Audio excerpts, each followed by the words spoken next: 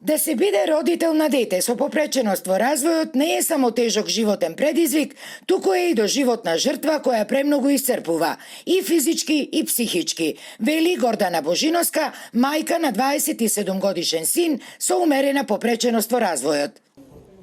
Не достига многу работи, значи. Кој не знае, значи не може да се соживее со тоа. Значи 24 часа децата мора да биде под надзор. За на работа мораш да одиш или самонојчна, како во мојот случај, затоа што нема нигде услов да одиш на скратено работно време или било како.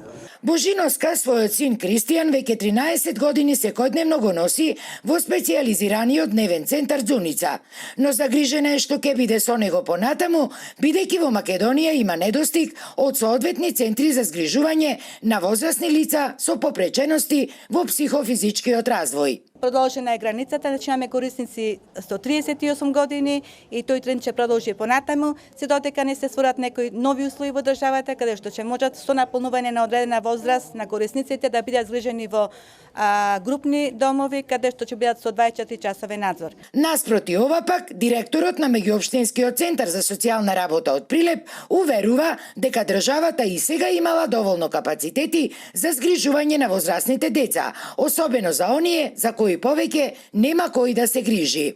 И сега со новиот закон за социјална заштита, Сдружение на граѓани кои се лиценцирани ја даваат оваа услуга, се работи за едни многу хумани услови каде што помали групи од 4-5 лица живеат со 24 часовна поддршка, каде што имате грижа од психолог, социјален работник, дефектолог. Родителите на децата со попречености бараат и поголема финансиска помош од државата, креирана според тежината на попреченоста.